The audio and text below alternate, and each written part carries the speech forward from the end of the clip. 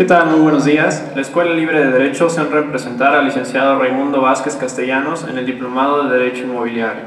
El licenciado Raimundo Vázquez Castellanos fue destacado alumno de la generación 1976-1980 de la Escuela Libre de Derecho.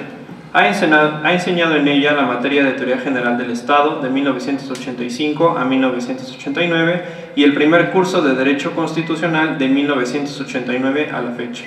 Ha impartido sus materias en otras escuelas superiores y universidades de reconocido nivel.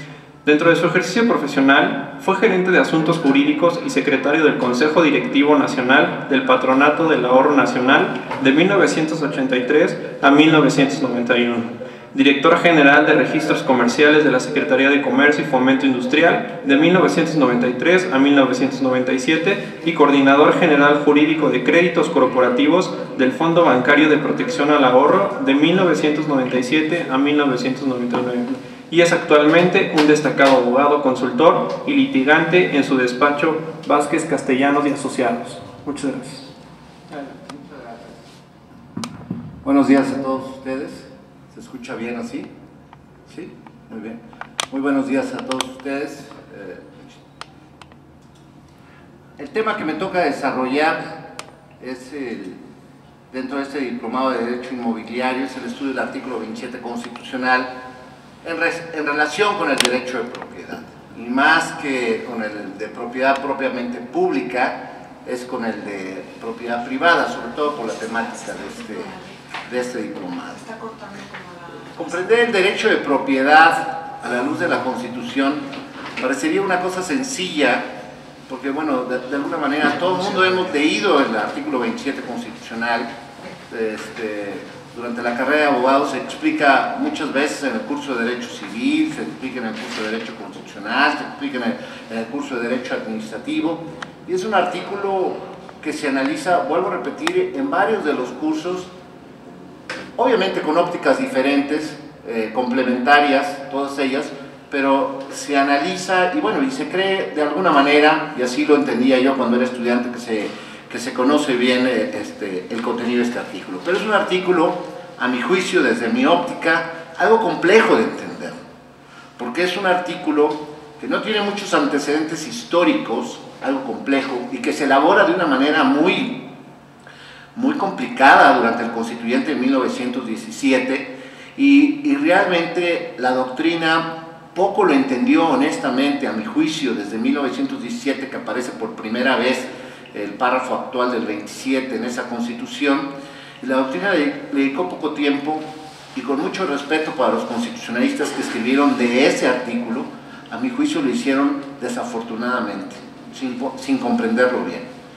Y aquí lo digo con cierta pena, realmente los mejores intérpretes de ese artículo 27 constitucional, y dicho por constitucionalistas, resultaron ser un par de civilistas en México, claro, hombres prominentes, como fue un civilista como fue el doctor Óscar Morinó, que escribe en los años 60 un artículo un libro sobre el artículo 27 constitucional, los derechos reales sobre el subsuelo, y después algunos otros civilistas que explican o desarrollan este artículo y que ya que lo analizan los constitucionalistas acabamos por darles la razón. Vuelvo a repetir, es un estudio no sencillo, parecería ser, bueno, si se lee el artículo, el primer párrafo del 27 constitucional, vamos a llegar a la conclusión que es muy fácil. Dice, el artículo 27 habla de la propiedad originaria, la propiedad derivada, y dice que todas las tierras y aguas que estén comprendidas dentro del territorio nacional son propiedad originaria de la nación, y que la nación en un momento dado tiene el derecho en un momento dado de transmitir esto a los particulares, y con eso formar la propiedad privada.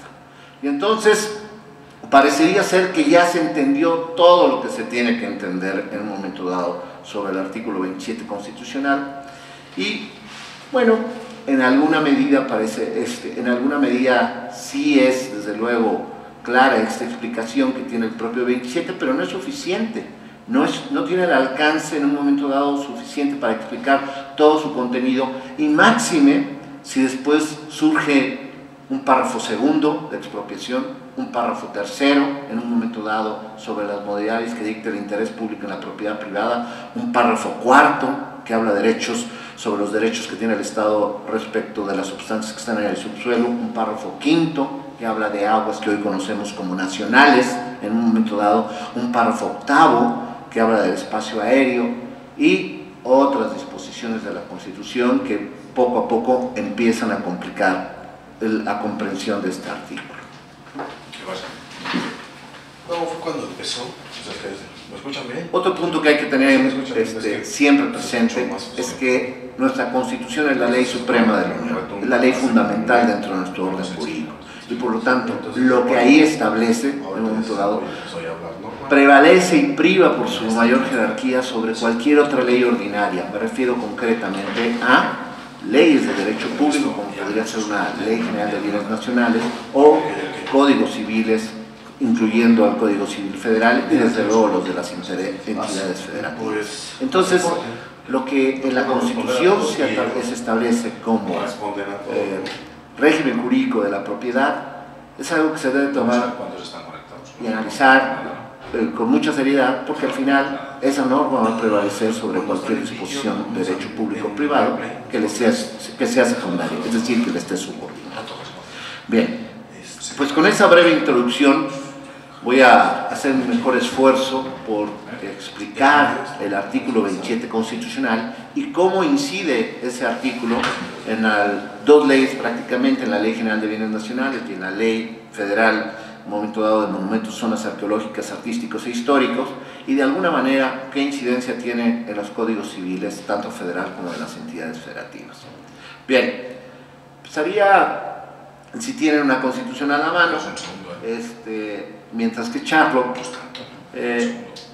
darle lectura al artículo 27 constitucional en su primer párrafo. Vuelvo a repetir, lo que dice ese artículo es que el Estado, la nación, tiene la propiedad originaria sobre las tierras y aguas comprendidas dentro del territorio, puede en un momento dado transmitir estas y cuando la transmite a los particulares constituyen de la propiedad privada. Bien, primero hay que analizar esos términos, qué significa lo que dice, qué es propiedad privada en un momento dado, qué es el término dominio utilizado dentro del propio 27 constitucional en un momento dado y cuál es el concepto en un momento dado de propiedad privada. Y aquí empieza el primer problema a la hora de analizar.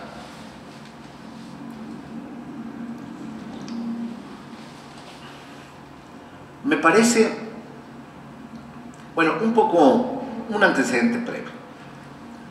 El artículo 27 constitucional, vuelvo a repetir, ese párrafo no existió ni en la Constitución Federal, no existió en nuestro antecedente histórico más importante que tuvimos, bueno, de los que copiamos la Constitución Federal de 1824, me refiero a la Constitución de Cádiz de 1812, ni tampoco existió en la Constitución norteamericana del 17 de septiembre de 1787, que fueron los fundamentos principales para la Constitución Federal de 1824. No existió en la Constitución de 1836, no existió en las bases orgánicas del 1843, en el Acta de Reforma de 1847, no existió en el artículo, en ninguna disposición de la Constitución Federal de 1857. Es decir, no existió en ningún antecedente constitucional hasta antes de la Constitución de 1917.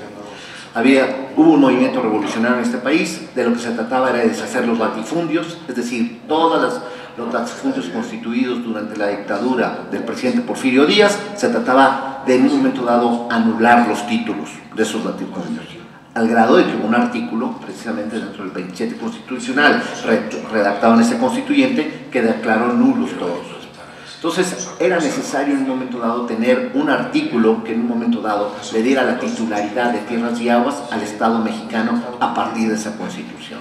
Por esa razón surge en 1917 y por lo tanto no existía un artículo similar hasta antes de esa Constitución.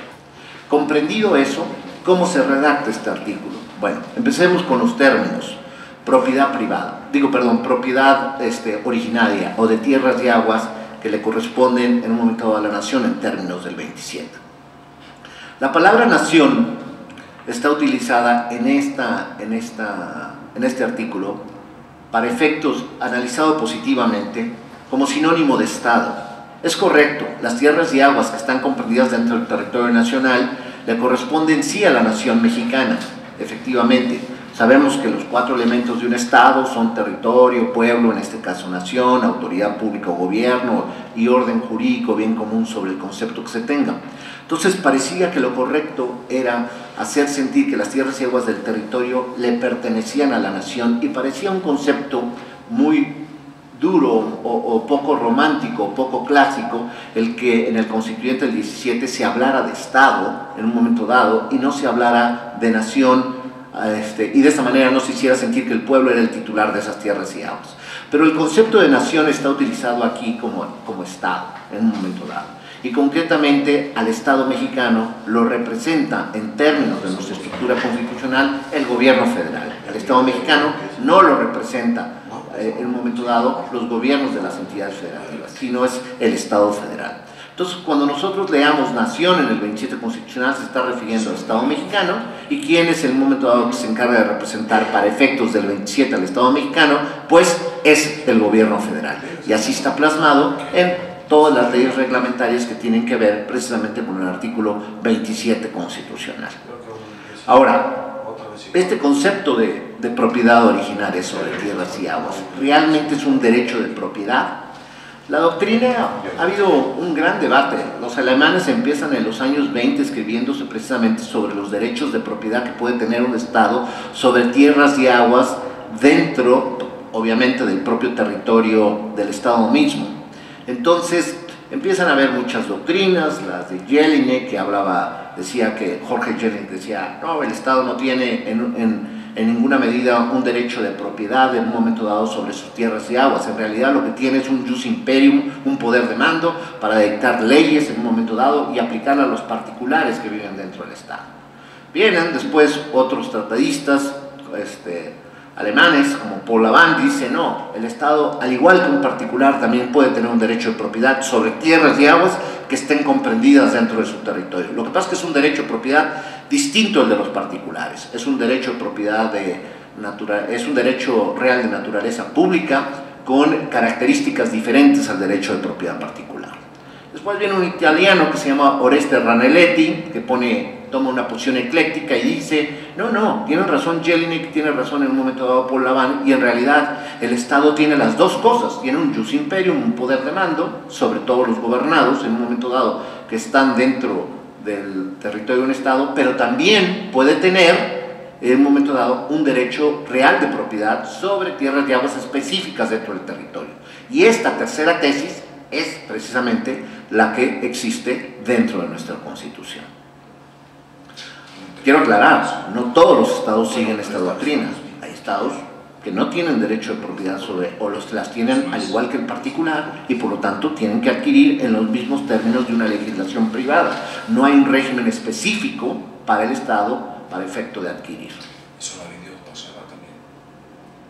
Entonces, la primera gran incógnita que se hace es qué significa esto de que el Estado o la nación tiene la propiedad originaria sobre las tierras y aguas comprendidas en el artículo 27, comprendidas dentro del Estado mexicano, ya que se refiere al artículo 27.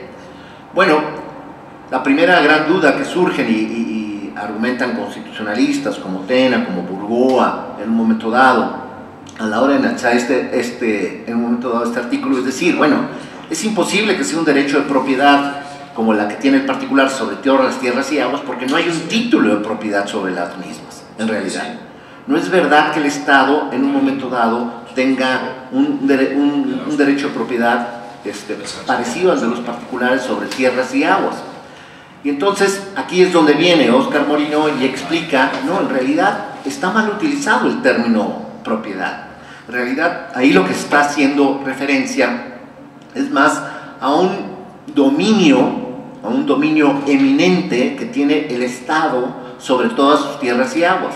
Es decir, ese concepto de propiedad originaria en realidad es un dominio eminente como los que tenían los reyes de España cuando México era colonia, porque eran todas las tierras y aguas que estuvieran dentro de la monarquía española, eran propiedad no del Estado español, sino de los monarcas españoles, ¿de acuerdo? En lo personal. O sea, ellos eran los dueños de tierras y aguas en un momento dado, de todo lo que había dentro, en un momento dado, del Estado español, de la monarquía española. Entonces, Este concepto de dominio eminente viene precisamente del dominio que tiene su eminencia, el emperador, en un momento dado el monarca, sobre esas tierras y aguas. Y ellos tenían la capacidad en un momento dado, nos explica Óscar Morinó, de poder transmitir esa propiedad de una manera graciosa o onerosa a los particulares, y entonces los particulares recibían un título del monarca sobre ciertas tierras y aguas comprendidas dentro del territorio español. Bueno, explica Óscar Morinó, así sucedió durante la colonia, cuando México se independiza. ¿Quién es el causaviente en un momento dado de la corona española? Pues lo es, de los reyes de España, pues lo es el Estado mexicano, el naciente Estado mexicano.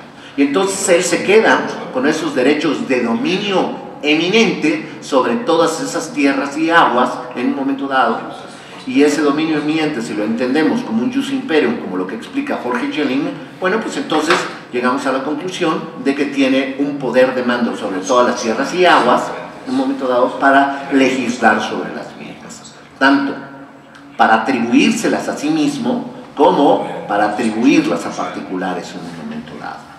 Pero estas tierras y aguas no se pueden entender como un derecho de propiedad similar al particular, es decir, un derecho real de naturaleza pública, por una sencilla razón, porque ahí está conceptuado en el artículo 27, está entendido que esas tierras y aguas son parte integrante en un momento dado del elemento territorio que compone al Estado mexicano. Entonces, lo que tiene el Estado mexicano a la hora de hablar de propiedad originaria es más bien un poder de mando sobre todas las tierras y aguas que comprenden su territorio, ya sea para un aprovechamiento directo por parte del propio Estado o para transmitir esa propiedad a los particulares.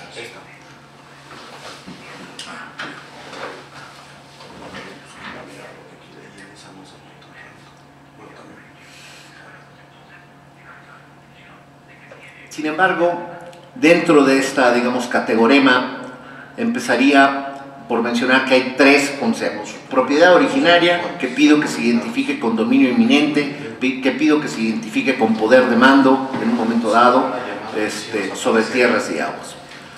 Un segundo concepto que voy a desarrollar es el de dominio directo, también propiedad directa, propiedad nacional o propiedad pública.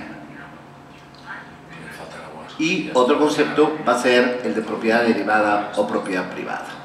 Bueno, en ejercicio de este derecho de este poder de mando, ¿qué es lo que hace en un momento dado la Constitución? Bueno, desde 1917 el Estado quiere tener control sobre determinados activos valiosos, tierras y aguas dentro del territorio nacional, para evitar que éstas puedan en un momento dado ser propiedad privada, ser propiedad particular.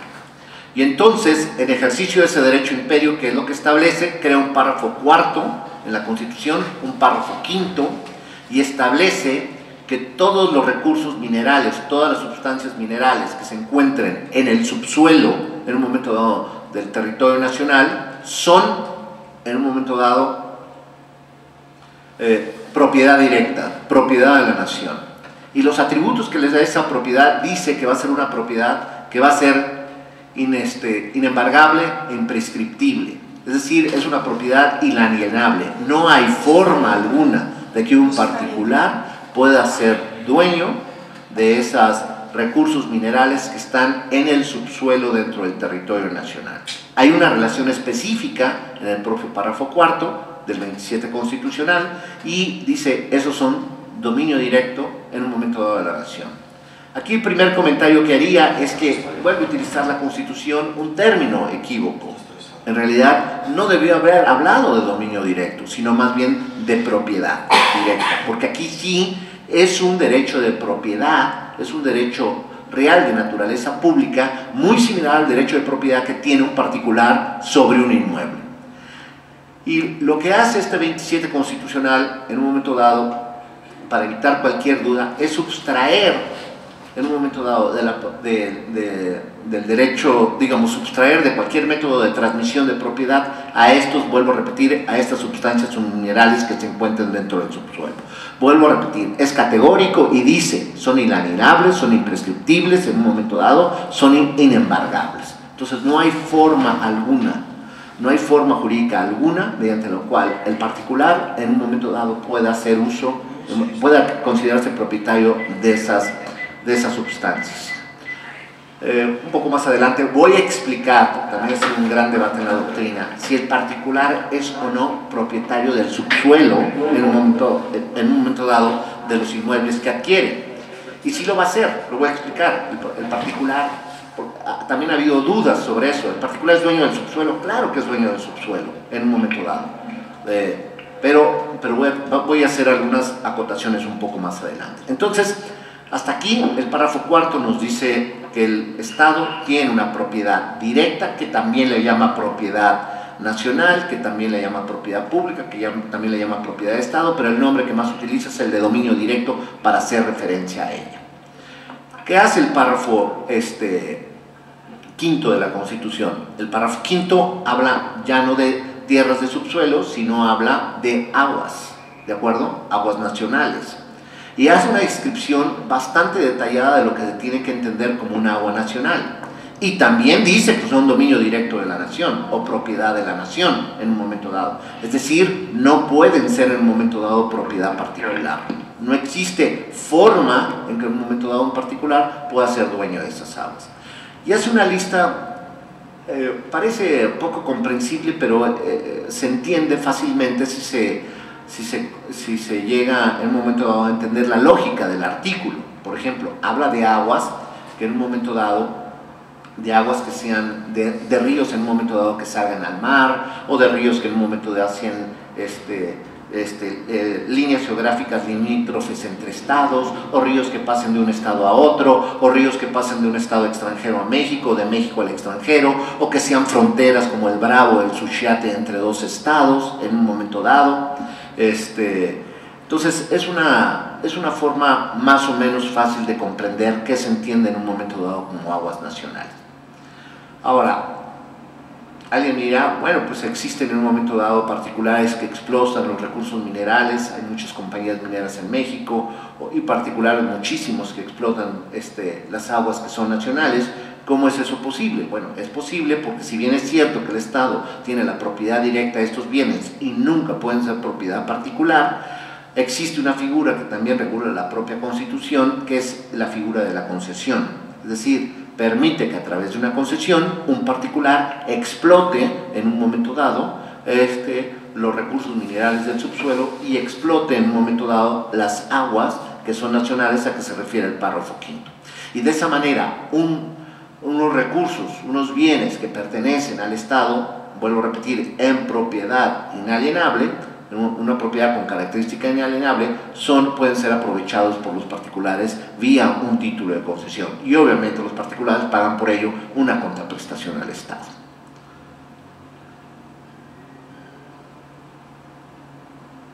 Nos queda entonces ahora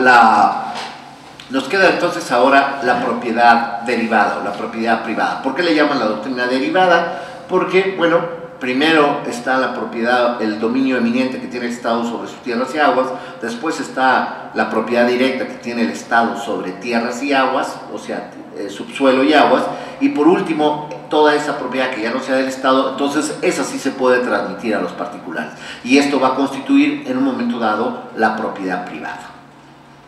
Sin embargo, tiene dos explicaciones muy breves, pero también y referencias muy rápidas, el propio artículo 27 en relación con la propiedad. Como sabemos, los derechos de propiedad pueden tener dos características. Puede ser un derecho de propiedad absoluto, sin restricciones o limitaciones, y existe en muchos estados en el mundo, o puede ser una propiedad con una naturaleza más relativa, porque la propiedad privada, el Estado le puede poner restricciones y limitaciones en función de lo que demanda el interés general o el interés público. Bueno, pues la propiedad en México, privada, es de esta segunda categoría. ¿Por qué? Porque el propio 27 constitucional nos dice en un párrafo segundo que puede ser expropiada por el Estado mediante el pago de indemnización. Y segundo, en su párrafo tercero, nos dice que va a estar sujeta a las limitaciones y modalidades que dicte el interés general. Interés que siempre debe estar señalado, no por el Ejecutivo Federal, sino siempre, en un momento dado, a través de una ley. Es decir, Siempre ese interés tiene que estar definido a través de una ley por ya sea el Congreso de la Unión en un momento dado o las legislaturas de los estados a la hora de regular la propiedad privada. Entonces, la propiedad privada en nuestro país tiene unas limitaciones, tiene restricciones que nos marca ya sea el interés general o el interés social o el interés público. Todos estos términos, a mi juicio, son sinónimos, implican que hay un interés de Estado en un momento dado para que el derecho de propiedad no se entienda en términos absolutos y lo pueda restringir en la medida que juzgue conveniente en un momento dado el Estado. Entonces, de este artículo 27 constitucional vemos tres categorías. Una propiedad originaria, que así la explica la Constitución, que como digo, para mí es un dominio inminente, como lo explica Jelinek, que en un momento dado se traduce en un poder de mando para poder legislar, ejecutar leyes y juzgar controversias en relación con tierras y agua.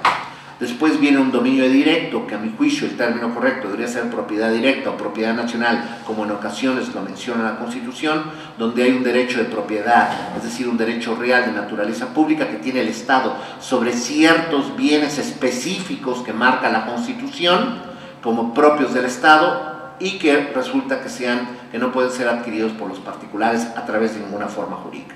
Y por último, la propiedad en un momento dado privada que tiene el particular, que en realidad originariamente son tierras y aguas que forman parte del elemento territorio del Estado mexicano y que el Estado considera que se pueden transmitir a los particulares en un momento dado. Claro, matizado como acabo de señalar, por las disposiciones de orden público, interés general o interés social que en un momento dado se contengan dentro de las propias leyes. Bien.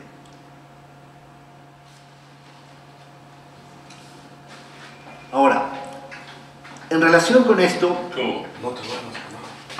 uno de los debates que se han prestado, sobre todo en el derecho privado, en el derecho civil, es que una vez que está el particular construido o ha tenido en un momento dado adquirido un predio, adquirido un inmueble, una superficie de tierra, la gran pregunta es ¿de qué es propietario el particular? ¿Cuál es su alcance del derecho de propiedad? No solamente sobre la superficie terrestre, eso es obvia, esa no hay una gran discusión, sino en un momento dado sobre el subsuelo y sobre todo también sobre el espacio aéreo, o como se ha dado últimamente llamar, así como hablan de suelo, ahora gusta hablar de vuelo, ya por arriba de la propiedad.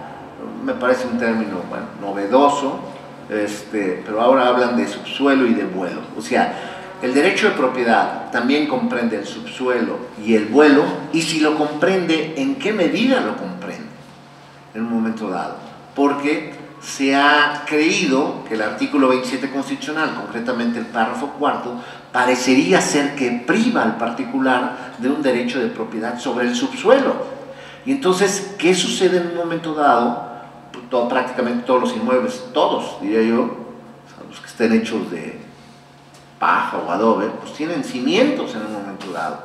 Y sobre todo las construcciones modernas tienen unos cimientos en un momento dado muy profundos, hay excavaciones profundas en un momento dado para poder soportar inmuebles de 20, 30, 40 o más pisos en un momento dado, en ciudades como la de México o Guadalajara, o donde se construyen ese tipo de torres. Bien. La conclusión correcta, a mi juicio, es que el particular también es dueño del subsuelo, hay un derecho de propiedad. De lo que no es dueño es de las sustancias minerales que están en ese subsuelo, si son de las que están relacionadas en el párrafo cuarto del 27 constitucional. De eso sí es dueño el Estado, pero el particular también es dueño del subsuelo. Y la pregunta es, bueno, ¿y si es dueño del subsuelo, hasta en qué extensión? En forma infinita, hasta el centro de la tierra, un poco como describía en un momento dado Hans Kelsen, el subsuelo a la hora de explicar en un momento dado este derecho de propiedad y el territorio del Estado. En realidad, digo, no hay ninguna legislación, ni la Constitución, ni ninguna ley en un momento dado que hable hasta qué profundidad del subsuelo llega en un momento dado el derecho de propiedad. Pero la costumbre o la interpretación en un momento dado consuetudinaria que se le ha dado a la legislación, tanto en México como en otros países que han discutido más a nivel de tribunales constitucionales este tema, pues dicen que el particular es dueño hasta aquella profundidad donde el propio particular requiera para construir el inmueble que en un momento dado le ha sido autorizado.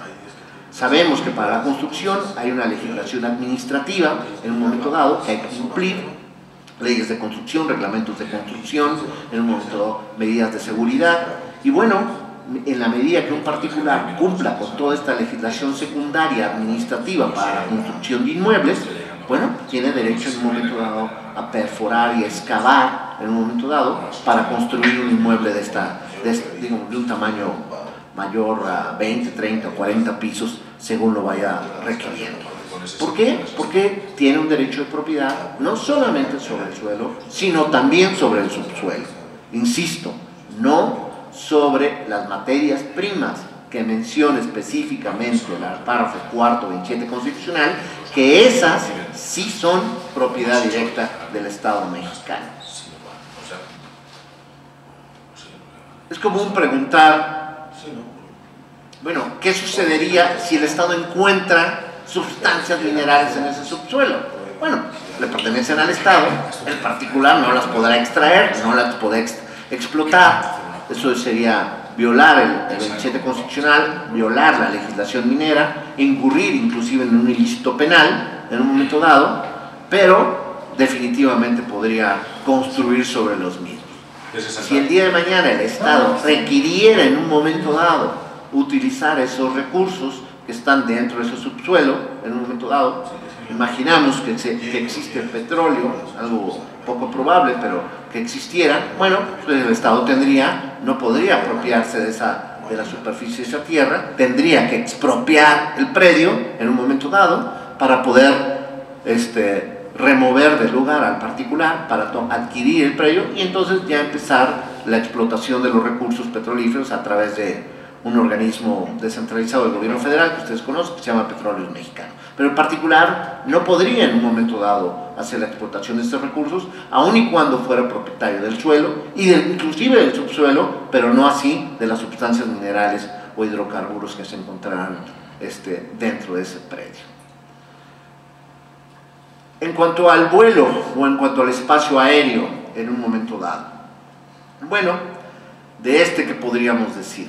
Bueno, también es una cosa similar. No existe ninguna norma en la Constitución o en la legislación mexicana, o incluso en un momento dado a nivel de tratados internacionales, porque este es un tema más explorado a nivel de tratados internacionales, donde se señale una altura máxima del derecho de propiedad que tiene un particular sobre el suelo, ¿de acuerdo? Entonces puede construir tan alto en un momento dado como lo sea, en la medida de que no viole legislaciones administrativas, vuelvo a repetir, en temas de construcción o de aeronavegación, sobre todo en ciudades como la nuestra, donde existe un alto tráfico aéreo. Entonces, en la medida que exista una legislación que permita una construcción sin límite por las medidas de seguridad y hasta obviamente donde sean posibles técnicamente la construcción de un inmueble de ese tamaño, el particular puede en un momento dado construir tan alto como quiera. Pero aún subsiste la pregunta, ¿qué pasa por encima del espacio aéreo, ya del último piso de ese inmueble? Es decir, ¿el particular tiene un derecho de propiedad en un momento dado que impida que exista libre aeronavegación por arriba de su propiedad privada? Desde luego que no, porque la Constitución también es clara en ese sentido. El espacio aéreo es un bien del dominio directo de la nación. Como no encontró una fórmula más destinada a explicarlo en 1917 y no se ha encontrado otra hasta la fecha, prefirieron a la hora de referirse al mar territorial y al espacio aéreo del territorio nacional, prefirieron considerarlo como un bien, podemos decir, propiamente tangible y decir que son bienes del dominio directo para que se entienda que no pueden ser propiedad privada en un momento dado, y por lo tanto puede haber libre navegación o libre aeronavegación en un momento dado por mar territorial y por espacio aéreo. Bien, ¿hasta aquí se ha entendido esta explicación? ¿Existe alguna duda o pregunta hasta ahorita sobre lo que he expuesto?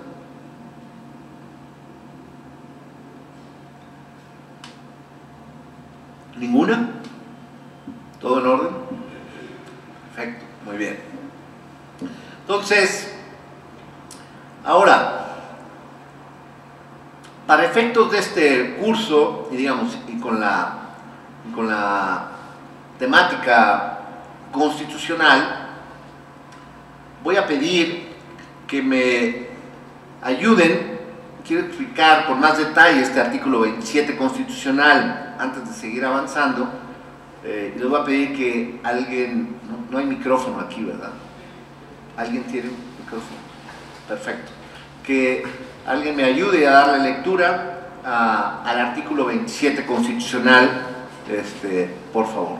No sé quién quiera apoyarnos, alguien que traiga constitución.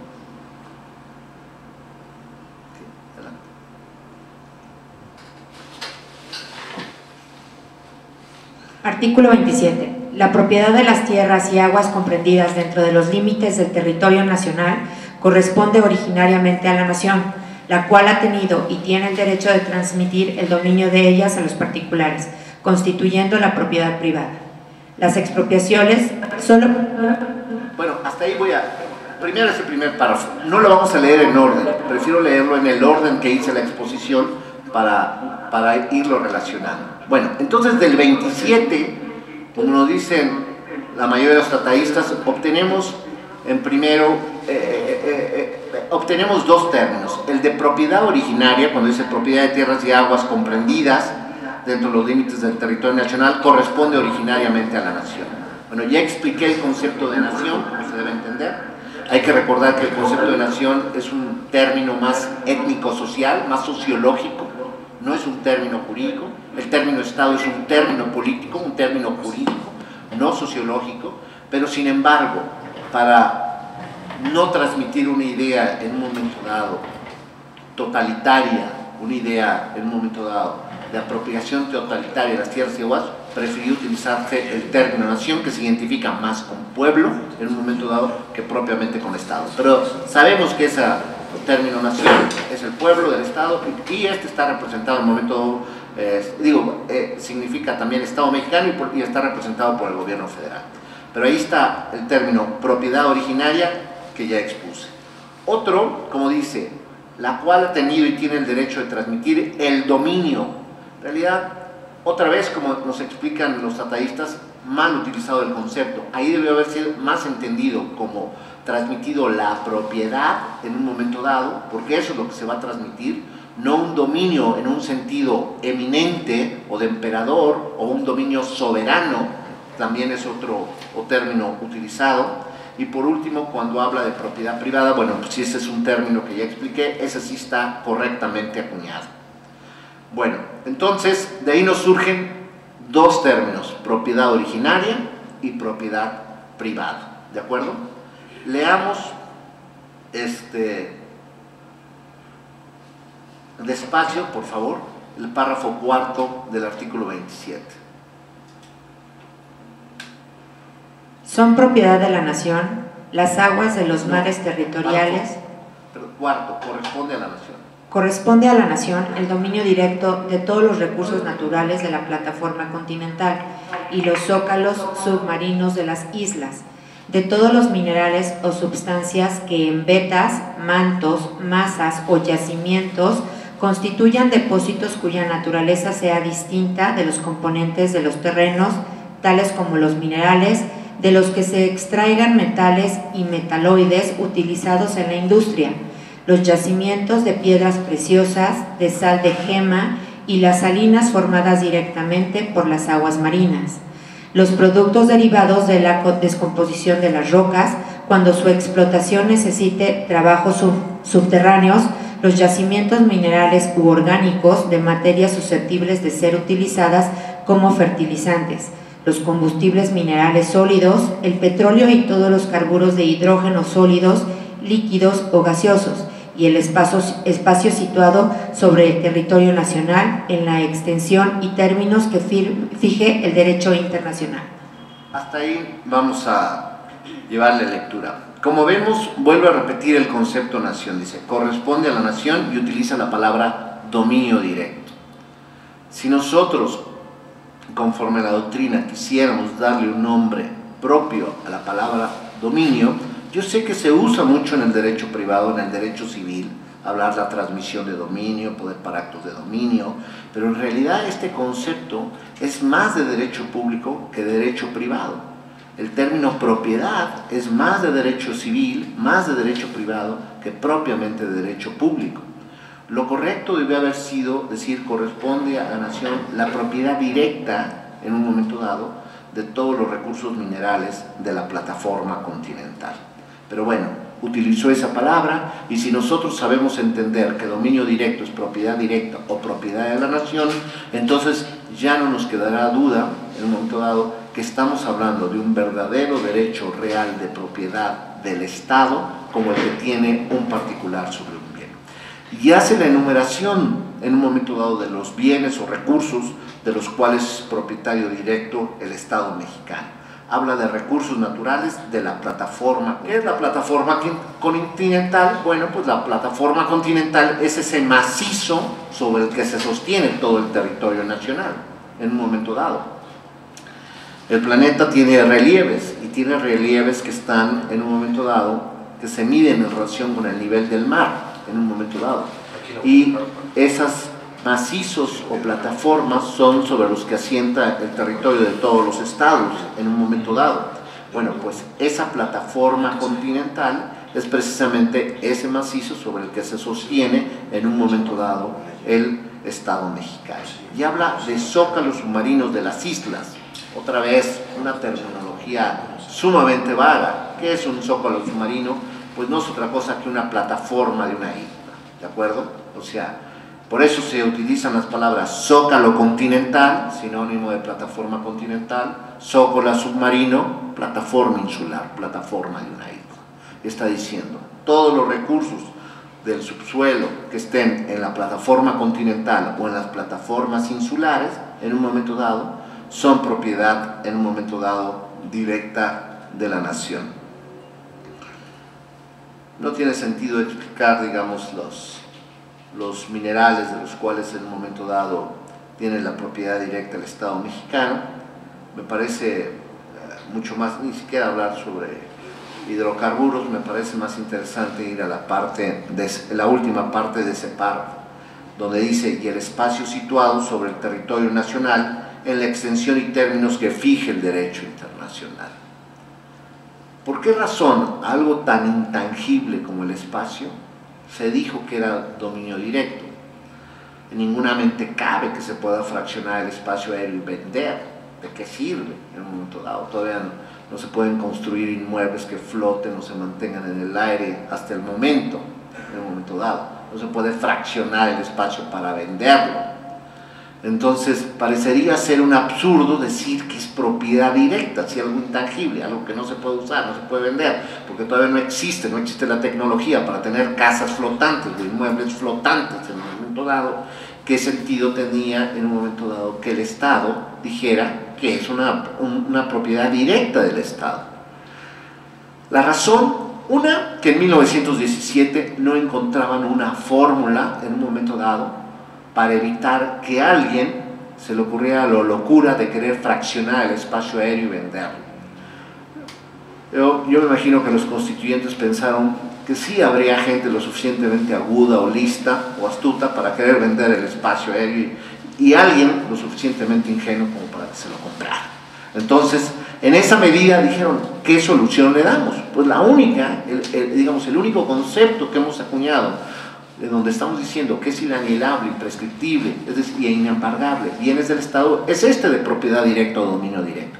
Pues incluyámoslo ahí, en un momento dado, para evitar que a alguien se le ocurra apropiarse del espacio aéreo en un momento dado y el día de mañana empecemos a tener transmisiones de propiedad sobre algo tan intangible como el espacio aéreo. No hace muchos años leía en una noticia, digo, claro, era periodística, una revista, la leía en un avión, me acuerdo, sorprendente, de que ya se iba a empezar a fraccionar la superficie lunar para ventas.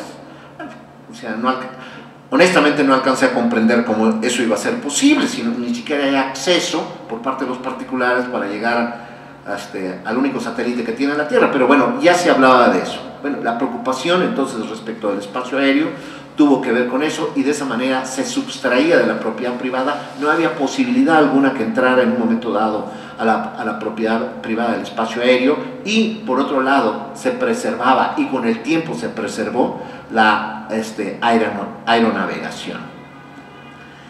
En relación con ese punto de espacio aéreo, en un momento dado se ha construido por parte del derecho internacional público varios instrumentos en relación con el mismo. La más importante es la Convención de la OASI de Chicago de 1958, donde los estados se ponen de acuerdo sobre los vuelos aéreos de aeronaves públicas o privadas, comerciales me refiero, de los estados en un momento dado que practicaban entonces la aeronavegación. Y se llegó a la conclusión de que el territorio de un estado en un momento dado llega hasta el límite de la estratosfera. Hasta ahí es el territorio de un estado, ¿de acuerdo? Entonces, fuera de la estratosfera ya no pertenece en un momento dado al estado. Hay que recordar que en 1958 ya se tienen pensados los primeros vuelos espaciales a la Tierra. Tanto los Estados Unidos de Norteamérica como la Unión de Repúblicas Socialistas Soviéticas ya estaban pensando en un momento dado en el lanzamiento de sus primeros, en un momento dado, aeronaves y la colocación de sus primeros satélites. Entonces, era muy importante definir el límite del espacio aéreo como parte del territorio de los estados, y por esa razón se empiezan a celebrar estas convenciones internacionales. Sobre la aeronavegación, ¿qué se dijo? Bueno, se dijo que sí se permitía en un momento dado, pero que era necesario que los estados firmaran tratados, más que convenios entre dos estados, porque hubiera sido una tarea muy extensa e interminable, firmar tratados multilaterales como esta Convención de Chicago, de la OASI, donde los estados firmantes permitían, con una serie de permisos administrativos, en nuestro caso dado por la Secretaría de Comunicaciones y Transportes, para que las aeronaves privadas, comerciales y públicas, en un momento dado de los estados signantes, pudieran transitar por el espacio aéreo, solamente transitar. Después esto se va a complicar más con telecomunicaciones, desde luego, porque el espacio aéreo también comprende el espectro radioeléctrico y también comprende la transmisión de señales electromagnéticas, y por esa misma razón pues fue necesario ya posteriormente emitir leyes sobre telecomunicaciones y convenciones internacionales sobre la misma. Pero bueno, el espacio aéreo comprende todo eso. Entonces, por esa razón, vuelvo a repetir, es que se incluye al espacio aéreo situado sobre el territorio nacional como un bien del dominio directo o bien de propiedad directa de la nación. Si me haces favor, continuar con el párrafo quinto.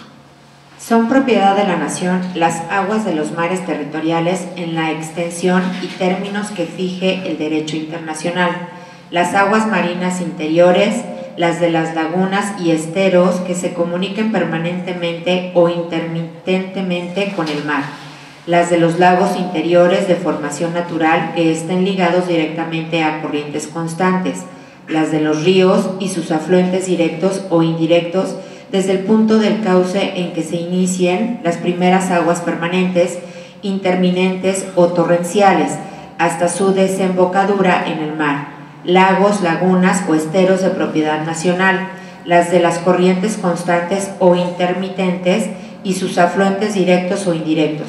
Cuando el cauce de aquellas, en toda su extensión o en parte de ellas, sirva de límite al territorio nacional o a dos entidades federativas, o cuando pase de una entidad federativa a otra, o cruce la línea divisoria de la República, la de los lagos, lagunas o esteros cuyos vasos, zonas o riberas estén cruzadas por líneas divisorias de dos o más entidades o entre la República y un país vecino, o cuando el límite de las riberas sirva de lindero entre dos entidades federativas o a la República con un país vecino.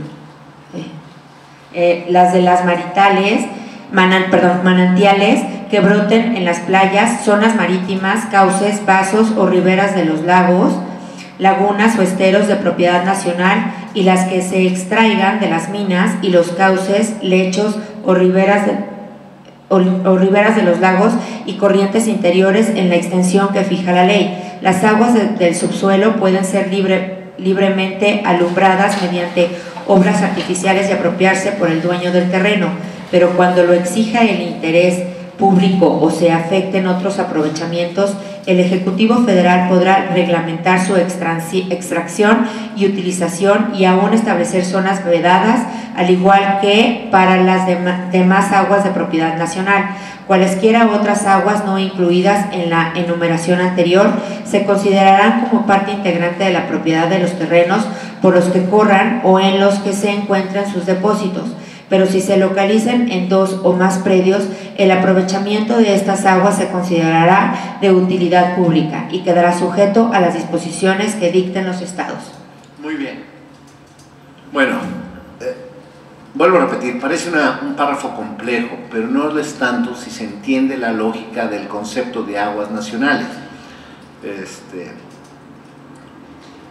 Y ahorita vuelvo sobre ello. Pero lo primero que quiero destacar es la nueva terminología que utiliza el párrafo quinto en relación con el párrafo cuarto para denominar este derecho de propiedad en un momento dado del Estado. Primero utiliza el término propiedad de la nación y después, en 3 ocasiones, propiedad nacional. ¿De acuerdo? Aquí rectifica la Constitución y dice, ya no les llama dominio, les llama propiedad en un momento dado de la nación o nacional, y dice que todas estas aguas en un momento dado son propiedad de la nación. Ahora, ¿cuáles son estas aguas nacionales? Pues en primer lugar empieza por hablar, ya no lo deja al final, sino lo señala desde el principio. Lo que más le interesa señalar es las aguas que constituyen el mar territorial, es decir, ese mar que se comprende parte del territorio nacional. Este mar que corresponde territorio nacional, en un momento dado, es el mar territorial. Es decir, ese mar es parte del territorio nacional. Tenemos entonces un territorio nacional que está compuesto por tierra, por subsuelo, por aire, pero también por aguas marítimas. El mar territorial, como seguramente lo saben, es un mar que se mide a partir de la línea de bajamar y comprende 12 millas náuticas contadas a partir de esta línea. Eso es territorio en un momento dado nacional. Y ese mar también nos está indicando, este párrafo quinto del artículo 27, vamos a leer más adelante el siguiente párrafo, que es el párrafo sexto, para ver las características de este tipo de propiedad.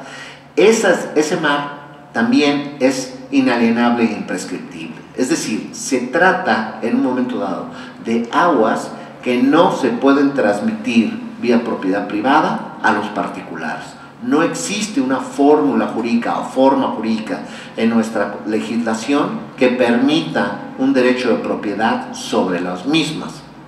Resulta más lógico en un momento dado comprender que, bueno, el espacio no se puede fraccionar, pero una bahía sí se puede fraccionar en un momento dado, y se podría anteponer un sistema de líneas divisorias con flotadores, en fin, se podría buscar una manera de oponer mallas, o poner un sistema pues, en donde no hubiera gran profundidad, de un sistema de posteo para dividirlo en un momento dado.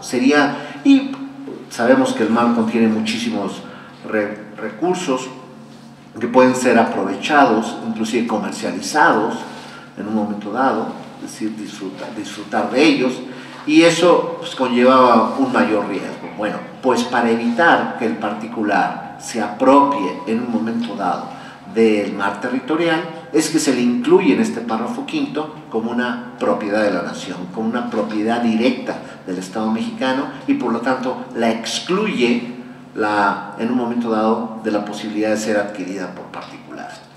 Ahora,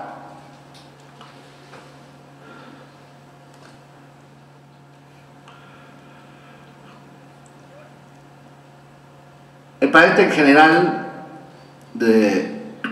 tiene un problema de escasez de agua, de escasez de este fluido.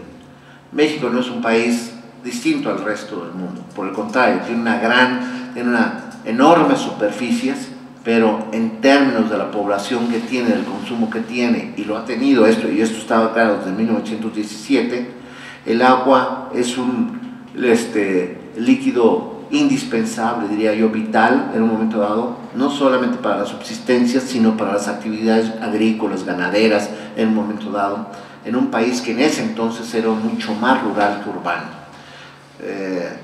Está documentado muchísimas luchas entre poblados particulares y todo por el agua. Entonces, la decisión que tomó el Congreso Constituyente es hacerlo una propiedad del Estado, para evitar precisamente sus conflictos, y que fuera el propio Estado, a través, como vamos a ver, de títulos de concesión, el que permitiera el aprovechamiento y en un momento dado el uso y aprovechamiento de este tipo de aguas por parte de los particulares.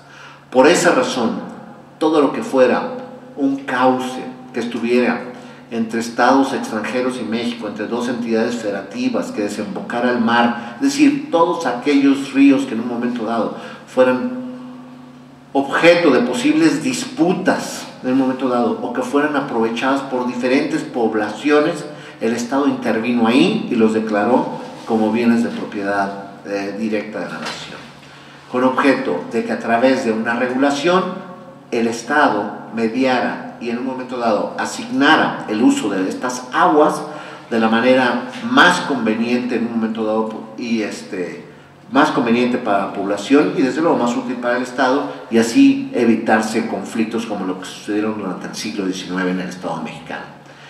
Hay que recordar que durante el constituyente de 57, que fue un constituyente liberal, en un momento dado, un gran constituyente que establece las bases de lo que va a ser la actual Constitución de 1917, se tuvo una preocupación de una mayor intervención del Estado para evitar en un momento dado el abuso por parte de los grandes latifundistas en un momento dado, y también sobre todo el poder que tenía la Iglesia en nuestro país por la gran acumulación de riqueza que tenía.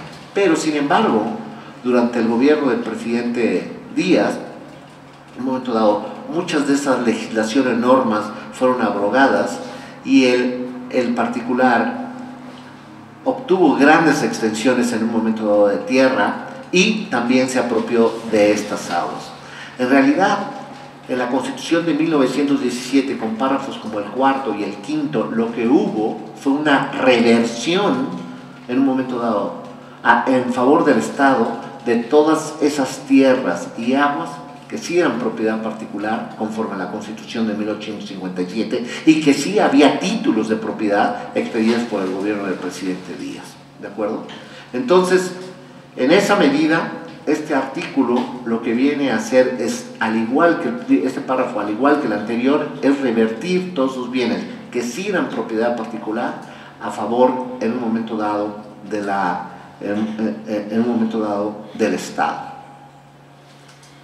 Como corolario explico,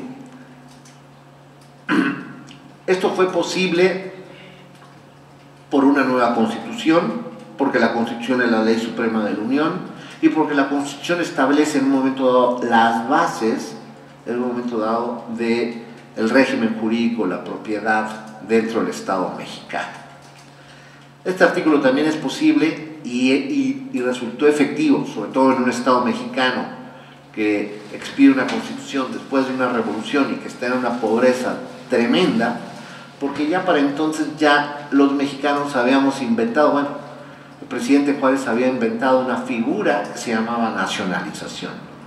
Apoderarme de bienes de particulares, que el Estado se apoderara de bienes de particulares sin indemnizar, ¿de acuerdo? Una de las grandes distinciones entre la nacionalización y la expropiación es que la nacionalización no necesariamente media indemnización. mientras la expropiación siempre es obligada a una expropiación. Bueno, pues esta reversión es una nacionalización de tierras y aguas en términos de los párrafos cuarto y quinto en un momento dado de este 27. Como vemos, un gran impacto para la propiedad privada en el país. Y claro, se aprende de esta decisión, y como vemos, somos un Estado, y lo digo hasta con un sentido de precaución, donde el Estado ha practicado, por lo menos en 2 ocasiones, de una manera muy categórica, el derecho de nacionalizar bienes de particulares a favor del Estado, y bueno, nunca está exento en un momento dado el Estado de volver a vivir, el Estado mexicano y el pueblo de México de volver a vivir situaciones similares. Más allá de si se justificaba o no se justificaba, jurídicamente es la forma en cómo se llegó a hacer. Entonces, pido mucha atención en ver esto de que el concepto de dominio directo, en un momento dado del párrafo cuarto, es este mismo concepto de propiedad de la nación o propiedad nacional que utiliza el párrafo quinto. A mi juicio, es precisamente en este párrafo donde reflexiona Óscar Molinó a principios de los años 60, cuando era profesor del primer curso de Derecho Civil en la Facultad de Derecho de la Universidad Nacional, para reflexionar sobre la verdadera naturaleza jurídica de este derecho de propiedad que tiene el Estado mexicano sobre estos bienes específicos. Y vuelvo a repetir, muy afortunadamente, porque así nos aclaró a muchísima gente cuál era el verdadero sentido en un momento dado de lo que redactó Pastor Roa y los demás constituyentes en el 17, que hay que aclarar, eran artículos que se redactaban sin mucha literatura, en un momento dado con ideas nada más, y redactaban en 2 o 3 días, en 2 o 3 noches después de las sesiones, en un momento dado, en la ciudad de Querétaro. Entonces, todas estas imperfecciones, bueno, pues son comprensibles a partir de las ideas que se tenían. Siguiendo con esta explicación, hablo brevemente sobre las aguas nacionales. Entonces, son aguas nacionales el mar territorial, no son aguas nacionales el mar patrimonial. El mar patrimonial comprende 12 millas náuticas, según lo dice el propio párrafo octavo del artículo 27 constitucional, y también como lo establece la Ley Federal del Mar en un momento dado, y también como lo establecen tratados internacionales como la tercera Confemar o la Convención sobre Derechos del Mar, del cual México es parte en un momento dado. El mar patrimonial no es parte del territorio nacional.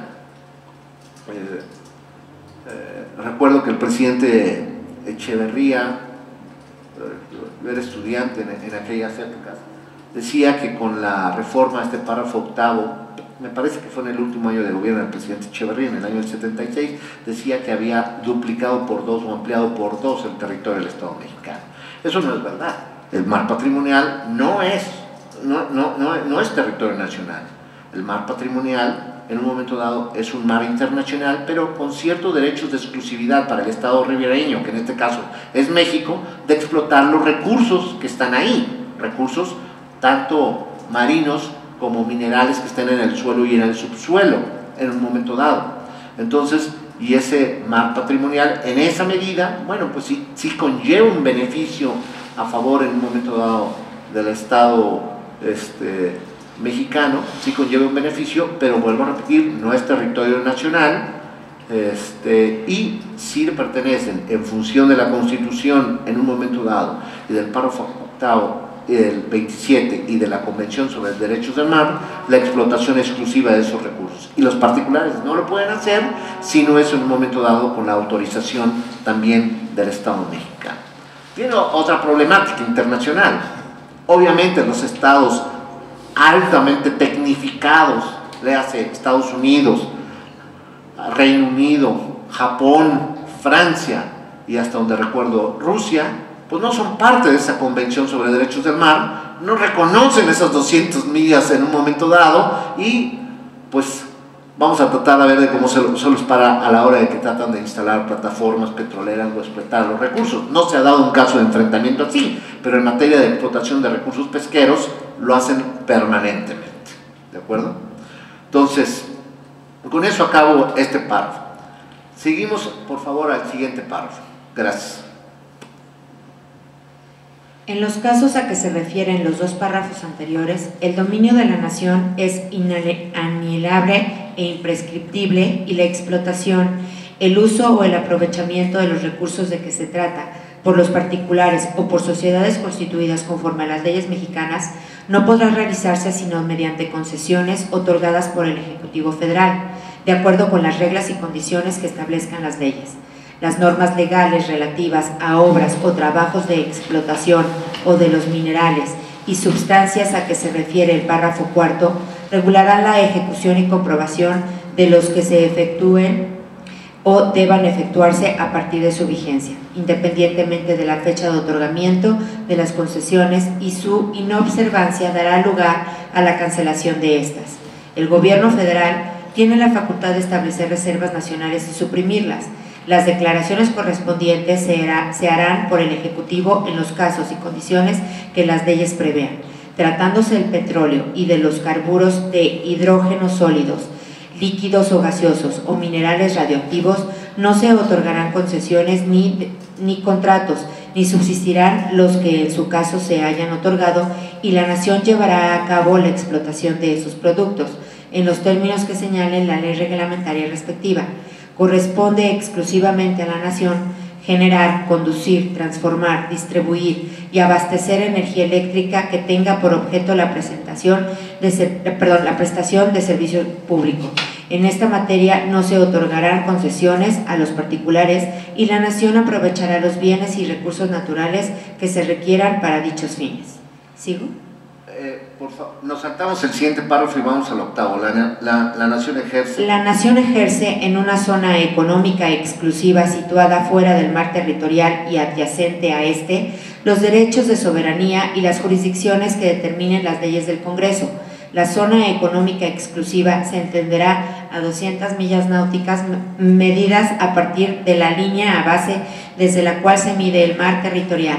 En aquellos casos en que esa extensión produzca superposición con las zonas económicas exclusivas de otros estados, la delimitación de las respectivas zonas se hará en la medida en que resulte necesario mediante acuerdo con estos estados.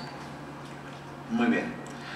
Bueno, la parte relevante del párrafo sexto es que utiliza ahora otro término. Ya llega un momento, la cantidad de sinónimos que se utilizan en un momento dado nos da una clara idea de la poca claridad que se tenía sobre el tipo de derecho que se estaba regulando a favor del Estado. Ahora ya no le llama dominio directo, ni propiedad de la nación, ni propiedad nacional, sino ahora le llama dominio de la nación. ¿De acuerdo? Empieza, el dominio de la nación es inalienable. Entonces, al final, vuelvo a repetir, todos estos son términos comunes y claramente dice es inalienable e imprescriptible. Y lo que hemos comentado, permite que el particular en un momento dado explote y se aproveche de estos recursos, en un momento dado, ya sea a nivel individual o en forma de sociedad, por conducto de un título de concesión. Sin embargo, no lo permite en todos los supuestos. Excluye expresamente explotación de hidrocarburos en un momento dado y generación de energía eléctrica en un momento dado. Eso es una actividad reservada de manera exclusiva para el Estado. Es un bien del Estado y por lo tanto también va a ser una actividad exclusiva del Estado. No se permite ahí intervención en un momento dado de particular. Y por eso la propia Constitución y la legislación crean una forma societaria atípica. El planeta en general tiene un problema de escasez de agua, de escasez de este fluido. México no es un país distinto al resto del mundo, por el contrario, tiene enormes superficies pero en términos de la población que tiene, del consumo que tiene, y lo ha tenido esto, y esto estaba claro desde 1917, el agua es un líquido indispensable, diría yo, vital en un momento dado, no solamente para la subsistencia, sino para las actividades agrícolas, ganaderas, en un momento dado, en un país que en ese entonces era mucho más rural que urbano. Está documentado muchísimas luchas entre poblados particulares y todo por el agua. Entonces, la decisión que tomó el Congreso Constituyente es hacerlo una propiedad del Estado, para evitar precisamente sus conflictos, y que fuera el propio Estado, a través, como vamos a ver, de títulos de concesión, el que permitiera el aprovechamiento y en un momento dado, el uso y aprovechamiento de este tipo de aguas por parte de los particulares. Por esa razón, todo lo que fuera un cauce que estuviera entre estados extranjeros y México, entre dos entidades federativas, que desembocara al mar, es decir, todos aquellos ríos que en un momento dado fueran objeto de posibles disputas en un momento dado, o que fueran aprovechadas por diferentes poblaciones, el Estado intervino ahí y los declaró como bienes de propiedad directa de la nación, con objeto de que a través de una regulación el Estado mediara y en un momento dado asignara el uso de estas aguas de la manera más conveniente en un momento dado y más conveniente para la población y desde luego más útil para el Estado, y así evitarse conflictos como lo que sucedieron durante el siglo XIX en el Estado mexicano. Hay que recordar que durante el constituyente de 57, que fue un constituyente liberal, en un momento dado, un gran constituyente que establece las bases de lo que va a ser la actual Constitución de 1917, se tuvo una preocupación de una mayor intervención del Estado para evitar en un momento dado el abuso por parte de los grandes latifundistas en un momento dado, y también sobre todo el poder que tenía la Iglesia en nuestro país por la gran acumulación de riqueza que tenía. Pero sin embargo, durante el gobierno del presidente Díaz, en un momento dado, muchas de esas legislaciones, normas fueron abrogadas y el particular obtuvo grandes extensiones en un momento dado de tierra y también se apropió de estas aguas. En realidad, en la Constitución de 1917, con párrafos como el cuarto y el quinto, lo que hubo fue una reversión en un momento dado en favor del Estado de todas esas tierras y aguas que sí eran propiedad particular conforme a la Constitución de 1857 y que sí había títulos de propiedad expedidos por el gobierno del presidente Díaz, ¿de acuerdo?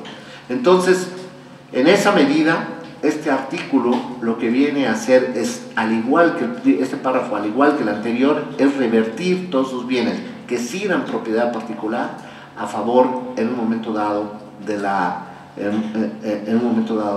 Estado. Como corolario explico,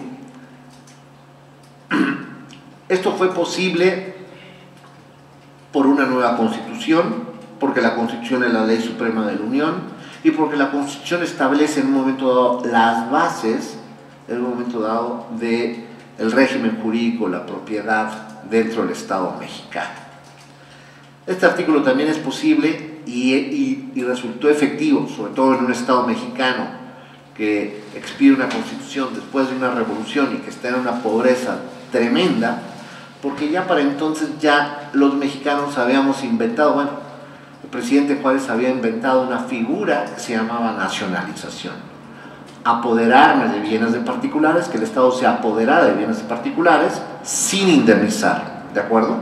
Una de las grandes distinciones entre la nacionalización y la expropiación es que la nacionalización no necesariamente media indemnización, mientras la expropiación siempre es obligada a una expropiación. Bueno, pues esta reversión es una nacionalización de tierras y aguas en términos de los párrafos cuarto y quinto en un momento dado de este 27. Como vemos, un gran impacto para la propiedad privada en el país. Y claro,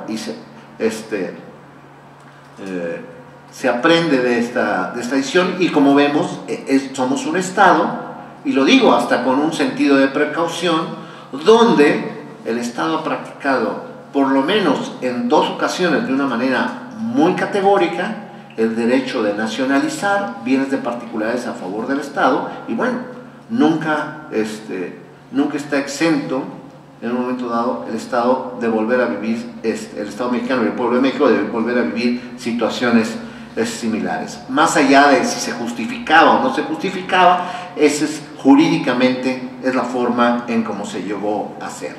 Entonces, pido mucha atención en ver esto de que el concepto de dominio directo, en un momento dado del párrafo cuarto, es este mismo concepto de propiedad de la nación o propiedad nacional que utiliza el párrafo quinto.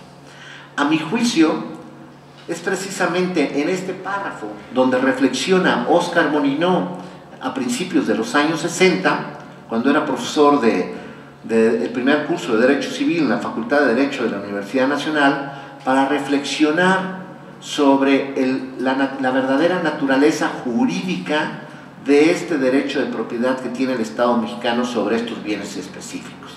Y vuelvo a repetir, muy afortunadamente, porque así nos aclaró a muchísima gente cuál era el verdadero sentido en un momento dado de lo que redactó Pastor Roa y los demás constituyentes en el 17, que hay que aclarar, eran artículos que se redactaban sin mucha literatura, en un momento dado con ideas nada más, y redactaban en 2 o 3 días, en 2 o 3 noches después de las sesiones, en un momento dado, en la ciudad de Querétaro. Entonces, todas estas imperfecciones, bueno, pues son comprensibles a partir de las ideas que se tenían.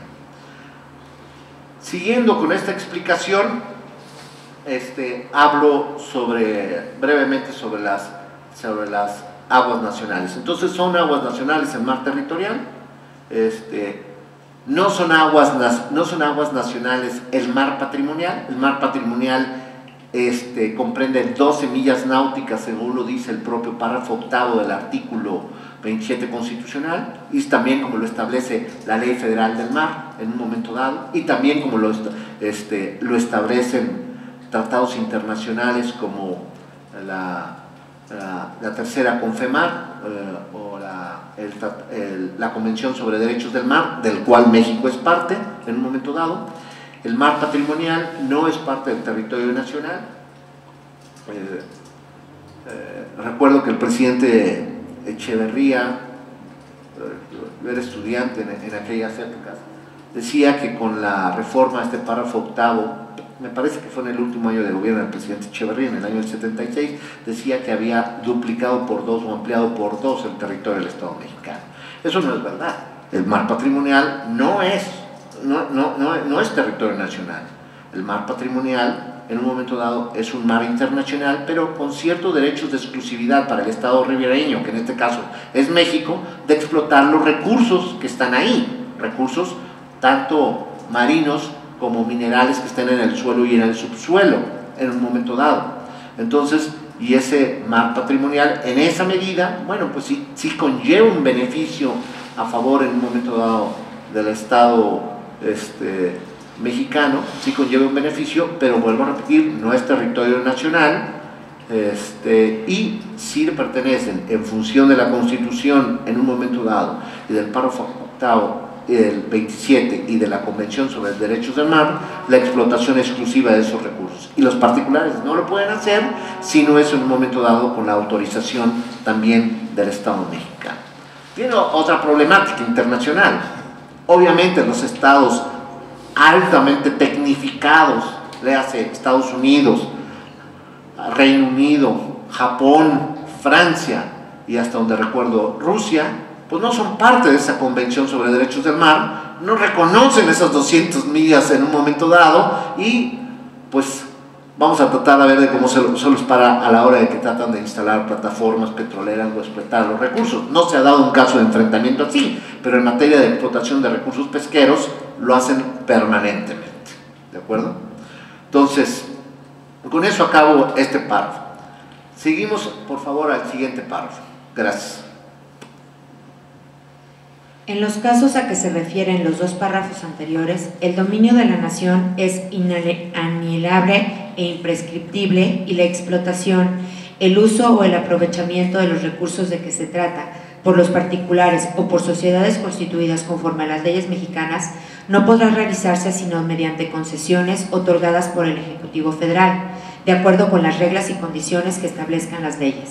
Las normas legales relativas a obras o trabajos de explotación o de los minerales y sustancias a que se refiere el párrafo cuarto regularán la ejecución y comprobación de los que se efectúen o deban efectuarse a partir de su vigencia, independientemente de la fecha de otorgamiento de las concesiones, y su inobservancia dará lugar a la cancelación de estas. El Gobierno federal tiene la facultad de establecer reservas nacionales y suprimirlas. Las declaraciones correspondientes se harán por el Ejecutivo en los casos y condiciones que las leyes prevean. Tratándose del petróleo y de los carburos de hidrógenos sólidos, líquidos o gaseosos o minerales radioactivos, no se otorgarán concesiones ni contratos, ni subsistirán los que en su caso se hayan otorgado, y la Nación llevará a cabo la explotación de esos productos, en los términos que señale la ley reglamentaria respectiva. Corresponde exclusivamente a la Nación generar, conducir, transformar, distribuir y abastecer energía eléctrica que tenga por objeto la prestación de servicio público.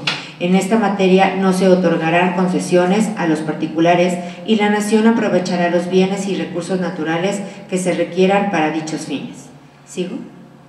Por favor, nos saltamos el siguiente párrafo y vamos al octavo. La Nación ejerce. La Nación ejerce en una zona económica exclusiva situada fuera del mar territorial y adyacente a este los derechos de soberanía y las jurisdicciones que determinen las leyes del Congreso.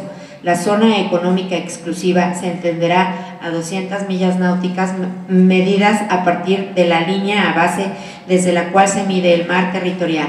En aquellos casos en que esa extensión produzca superposición con las zonas económicas exclusivas de otros estados, la delimitación de las respectivas zonas se hará en la medida en que resulte necesario mediante acuerdo con estos estados.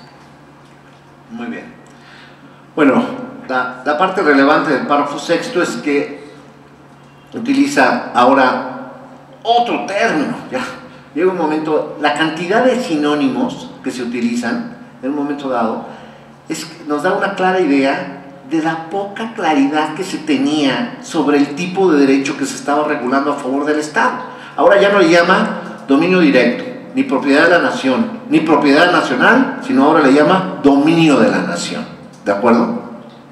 Empieza, el dominio de la nación es inalienable. Entonces, al final, vuelvo a repetir, todos estos son términos comunes y claramente dice es inalienable e imprescriptible.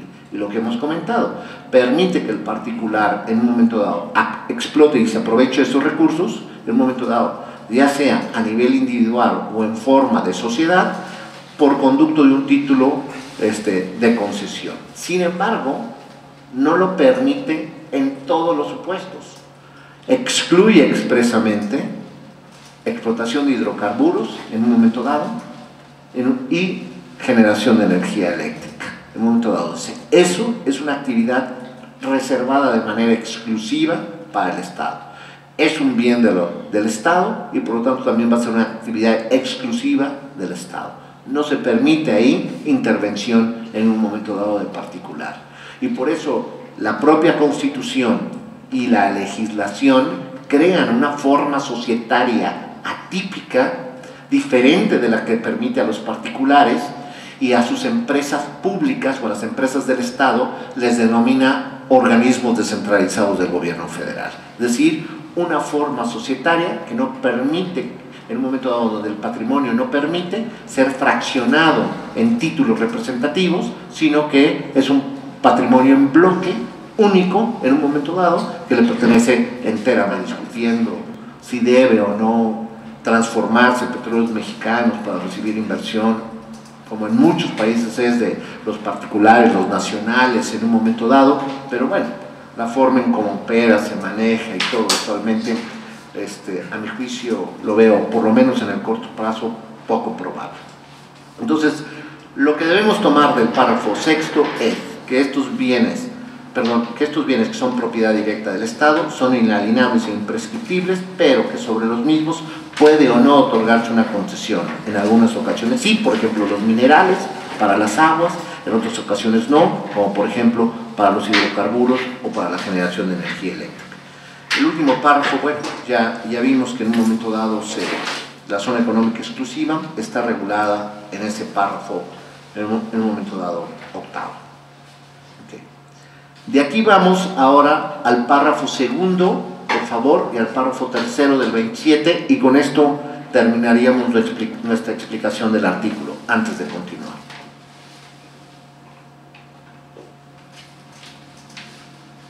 Las expropiaciones solo podrán hacerse por causa de utilidad pública y mediante indemnización.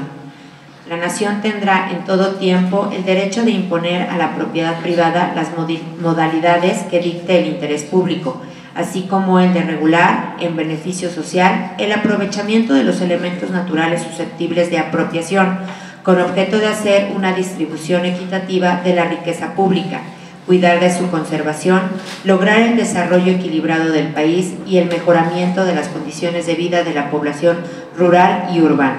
En consecuencia, se dictarán las medidas necesarias para ordenar los asentamientos humanos y establecer adecuadas provisiones, usos, reservas y destinos de tierras, aguas y bosques a efecto de ejecutar obras públicas y de planear y regular la fundación, conservación, mejoramiento y crecimiento de los centros de población, para preservar y restaurar el equilibrio ecológico, para el fraccionamiento de los latifundios, para disponer en los términos de la ley reglamentaria la organización y explotación colectiva de los ejidos y comunidades, para el desarrollo de la pequeña propiedad rural, para el fomento de la agricultura, de la ganadería, de la silvicultura y de la pequeña y de las demás actividades económicas en el medio rural, y para evitar la destrucción de los elementos naturales y los daños que la propiedad pueda sufrir en perjuicio de la sociedad.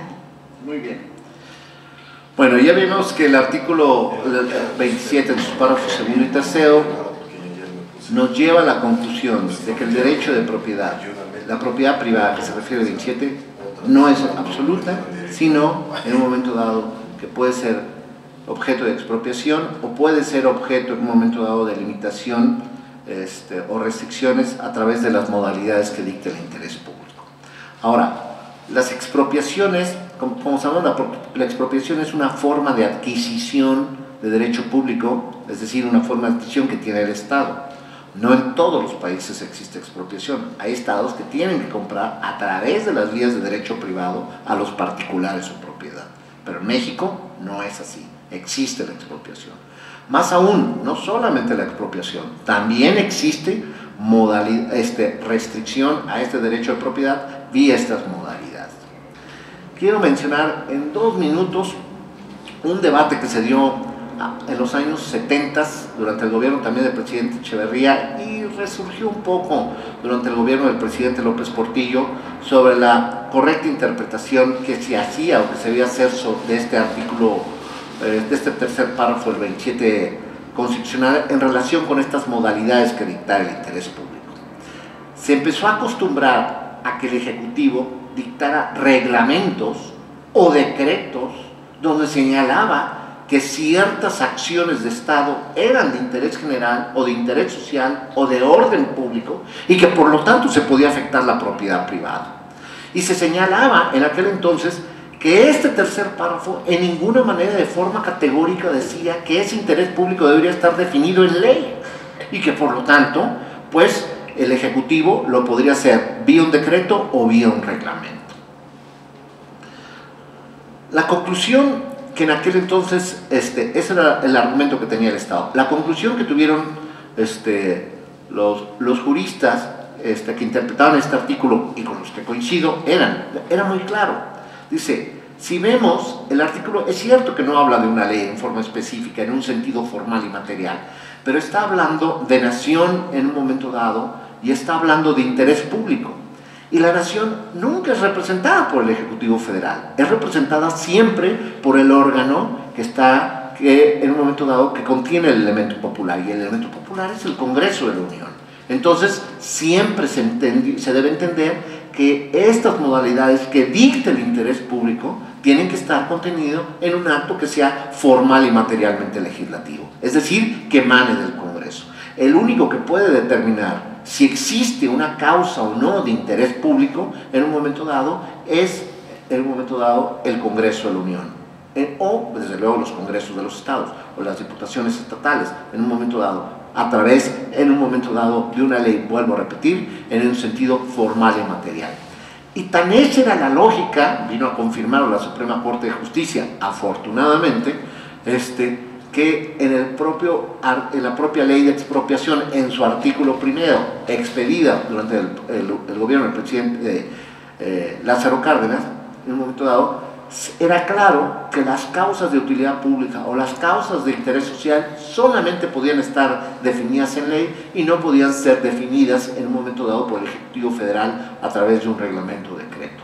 Entonces, siempre tengamos claro que si una restricción a la propiedad privada proviene de un ordenamiento que no es material y formalmente legislativo, ese ordenamiento es inconstitucional para efectos del párrafo tercero del artículo 27 constitucional.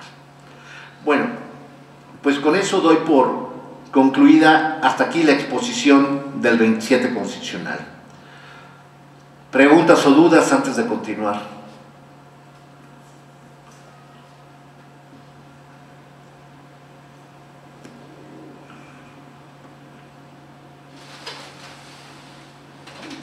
¿Ninguna? Bien. Muy claro.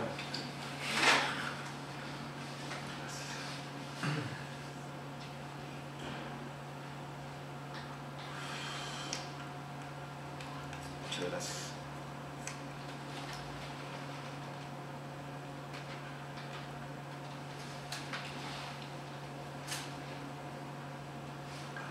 Bien, me han pedido que desarrolle ahora cómo está vinculada esta visión panorámica de la regulación de la propiedad en nuestro derecho, básicamente en relación con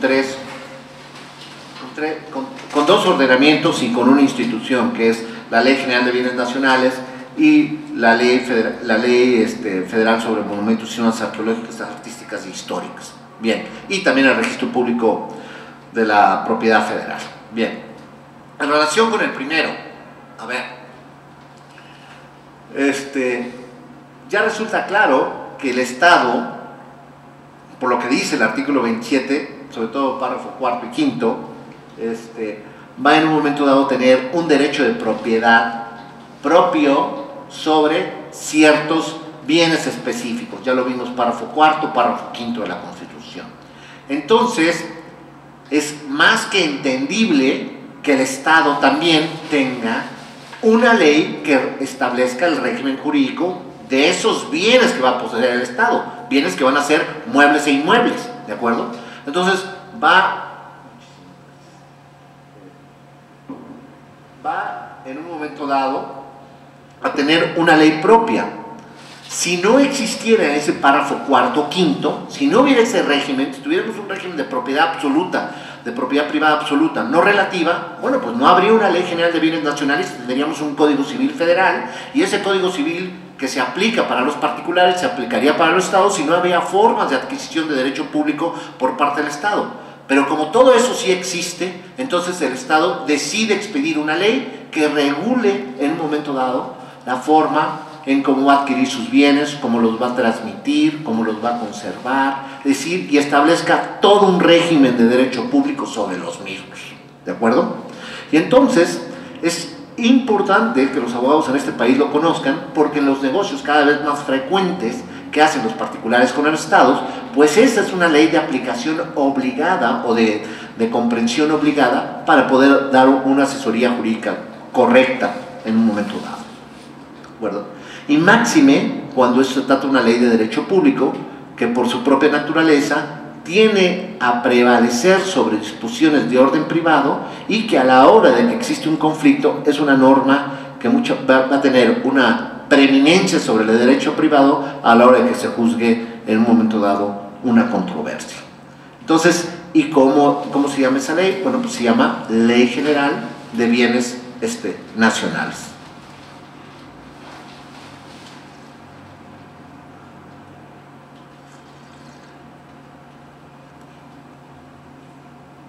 Y esa ley, evidentemente, tiene un régimen que tutela de una forma mucho más provechosa en favor del Estado que en favor de los particulares, en un momento dado, estas formas de adquisición, transmisión o extinción, vamos a llamarle, de la propiedad pública en un momento dado.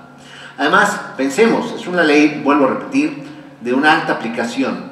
Si nosotros considerado el Estado mexicano en su conjunto, incluidas empresas paraestatales, que el Estado mexicano es el agente económico más importante que hay en este país, es decir, es el sujeto con más dinero en este país, en un momento dado, que de la aprobación del presupuesto de egresos de la Federación cada año depende o no el mejoramiento de la economía, el crecimiento económico de este país, en un momento dado, bueno, pues conocer este tipo de leyes como la Ley General de Bienes Nacionales es muy importante porque, bueno, es un sujeto que adquiere, compra, vende el Estado mexicano muchísimos bienes.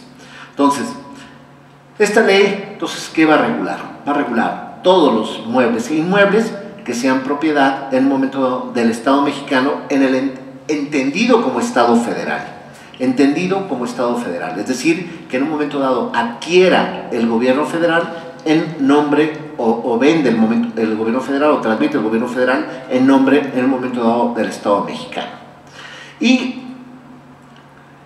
de una manera diferente a como acabo de explicar, un poco aquí es donde cuesta trabajo comprender la Ley General de Bienes Nacionales porque utiliza un criterio clasificador diferente al que he expuesto respecto al artículo 27 constitucional, decide hacer un catálogo de bienes en un momento dado que le pertenecen al Estado. Y así hace un catálogo de bienes que denomina bienes del dominio público de la Federación, y aunque no lo dice expresamente la ley del presidente Fox del 2004, la nueva ley, pues, esta sustituye a la anterior, la del 2004, pero también hay otra categoría de bienes. No lo dice de manera expresa, se suprimió esa expresión, ese concepto, ahorita voy a explicar por qué, pero también existen una especie de bienes del dominio privado de la Federación. La ley anterior, la del 68, los clasificaba en bienes del dominio público y bienes del dominio privado. Esta ley solamente habla de bienes del dominio público y habla de otros bienes que están sujetos a un régimen especial, pero no los domina como de dominio privado. Pero la intención de estos bienes a los que no denomina del dominio privado, sino sujetos a un régimen especial, su intención era precisamente sustraer de este régimen tan rígido que tiene la Ley General de Bienes Nacionales a esos bienes del Estado, porque verdaderamente era imposible para el Estado muchas veces transmitir esos bienes, deshacerse de esos bienes cuando no los necesitaba por los procesos tan elaborados, tan tortuosos, tan complicados, e inclusive cuando los particulares veían un régimen tan complicado de adquisición de esos bienes, preferían no hacer negocios al Estado y estos bienes muchas veces se echaban a perder. Y así es como el Estado empieza a adquirir una cantidad de almacenes, con una cantidad de bienes, automóviles, escritorios, computadoras, una cantidad de bienes muebles bárbara que no alcanza a deshacerse de ellos. Tan es así que acaba por crear un nuevo organismo el Estado, hace como 10 años, que se llama Servicio de Adquisición y Enajenación de Bienes, se llama SAE, en un momento dado, con objeto de que todos los bienes muebles que en un momento dado ya no utilice el Estado, en un momento dado puedan ser enajenados en un momento dado en ventas de segunda, tercera mano a los particulares. Era tan complejo el régimen anterior que, vuelvo a repetir, no había forma de deshacer. Regreso, entonces sí es válido hablar de estos bienes del dominio público de la Federación, bienes del dominio privado de la Federación o bienes sujetos a un régimen especial que pertenecen al gobierno federal. Okay. Aquí propiamente lo que me interesa es la parte inmobiliaria, ¿de acuerdo? Y la parte inmobiliaria cae básicamente dentro, en un momento dado, dentro del rubro de bienes del dominio público de la Federación. Porque los inmuebles que posee en un momento dado el Estado, los tiene para dos propósitos, fundamentalmente. Los tiene o como bienes de uso común, ¿de acuerdo? Es decir, son calles, plazoletas, parques en un momento dado, zonas marítimas, playas y otros bienes que les llama destinados a un servicio público, ¿de acuerdo? Es decir, inmuebles que utiliza para instalar edificios públicos, edificios gubernamentales, oficinas gubernamentales, los instala ahí. Entonces, aquí el Estado, cada vez que adquiera un bien inmueble, en un momento dado, sobre todo una edificación para destinarla a un servicio público, también se comprenden desde luego ahí escuelas, hospitales, o sea, todos los que están destinados en un momento dado a un servicio público, el propio Estado en esta legislación establece una forma de adquirir estos inmuebles y una forma de registrar esos inmuebles y una forma de deshacerse de los mismos, transmitirlos, es decir, enajenarlos en un momento dado el día que no son útiles. Y este es el régimen fundamental primario que se debe en un momento dado seguir a la hora de hacer una operación inmobiliaria de esa naturaleza. Yo recomiendo más fijarse en esta legislación como una norma principal a la hora de elaborar un contrato, ya sea de compraventa con el Estado, ya sea que se le esté vendiendo o que se esté en un momento dado comprando el Estado, antes de en un momento dado aplicar la legislación supletoria que es el Código Civil Federal. ¿Por qué? Porque las disposiciones de orden público que aquí están contenidas son las que en un momento dado, si no se incumplen, pueden hacer nulo ese contrato y causar un perjuicio al particular.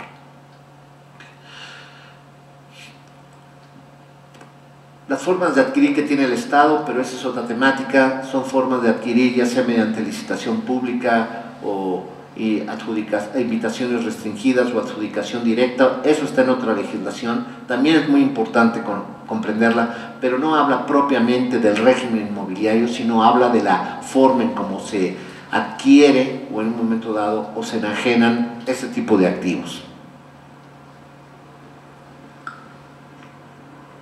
Bien, entonces, ¿y qué establece la Ley General de Bienes Nacionales? Para empezar, son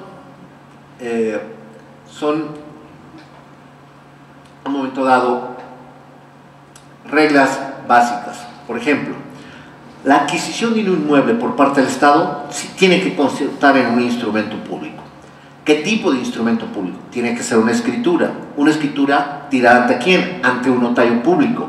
Puede ser cualquier notario público, en principio no. Tiene que ser un notario público que esté autorizado por el Estado mexicano a través de una de sus dependencias, la Secretaría de la Función Pública, es la dependencia competente. Esta dependencia tiene un listado de notarios que se denominan del Patrimonio Inmobiliario Federal, que están autorizados por esa Secretaría para, en un momento dado, realizar operaciones inmobiliarias en las que participe el gobierno federal. E inclusive, no solamente son notarios autorizados por la propia Secretaría de la Función Pública, sino que esos notarios no utilizan sus protocolos convencionales en un momento dado, sus libros convencionales, sino utilizan libros específicos, protocolos que autoriza la Secretaría de la Función Pública para que en esos protocolos específicos se puedan en un momento dado registrar las operaciones de adquisición, el gravamen, transmisión de los inmuebles que pertenecen al gobierno federal. Y si una operación inmobiliaria del gobierno federal no está hecho por un notario autorizado, es decir, del Patrimonio Inmobiliario Federal, no consta o está inserto en un momento dado dentro del protocolo autorizado por la Secretaría de la Función Pública, el acto es nulo, es decir, esa operación es nula en un momento dado. Y agrega otro requisito esta legislación, y esta legislación agrega el requisito de que esa escritura se tiene que inscribir en un registro público que se llama del Patrimonio Inmobiliario Federal, un registro que lleva la propia Secretaría de la Función Pública y que establece la propia legislación que esa inscripción en ese registro es preeminente sobre el registro público de la propiedad que llevan las entidades federativas. Al grado de que si no está inscrito en ese registro, la operación, vuelvo a repetir, no es válida, está afectada de nulidad en un momento dado. Y el Estado lo puede hacer valer en cualquier momento. La propia Ley General de Bienes Nacionales es clara al señalar de que se debe inscribir ese instrumento, esa escritura, en un momento dado, en ese registro, y dice y señala la expresión y además en el registro público de la propiedad local, al grado de que si se inscribe en el registro público de la propiedad federal en un momento dado, para efectos de esta legislación es válida, surte efectos frente a terceros en un momento dado. Hay que entender el alcance de esta disposición en un momento dado, a pesar de que no esté inscrita en un momento dado en el registro público de la propiedad de la propia entidad federativa. Y entonces, ¿qué sucedería frente a un particular que ha celebrado una operación con un inmueble? Vamos a suponer un primer adquirente de buena fe que haya en un momento dado adquirido un inmueble, lo ha inscrito en el registro público de la propiedad de la propia entidad, y posteriormente ese inmueble se ha inscrito, se ha adquirido por el Estado, obviamente del propietario originario, en una actividad evidentemente fraudulenta, y se hiciera esta operación y se inscribiera en un momento dado en el registro público de la propiedad federal. Regularmente no acontece porque el Estado siempre busca un certificado de libertad de gravámenes del propio registro público de la propiedad de la entidad federativa antes de proceder en un momento dado a la inscripción en el registro de la propiedad federal. Pero si eso sucediera, en los términos en cómo está redactada la Ley General de Bienes Nacionales, la segunda venta sería la válida para efectos del Estado y no la primera en un momento dado a favor del particular, aunque hubiera obrado de buena fe. Y la salida que da la Ley General de Bienes Nacionales es decirle al primer adquirente de buena fe que en todo caso repita contra el vendedor defraudador y que en todo caso pues ejerce una acción de daños y perjuicios y en todo caso promueve una denuncia penal en su contra. Pero el Estado, en términos de su legislación, se queda con su inmueble y el particular se queda con sus derechos de repetir contra el particular.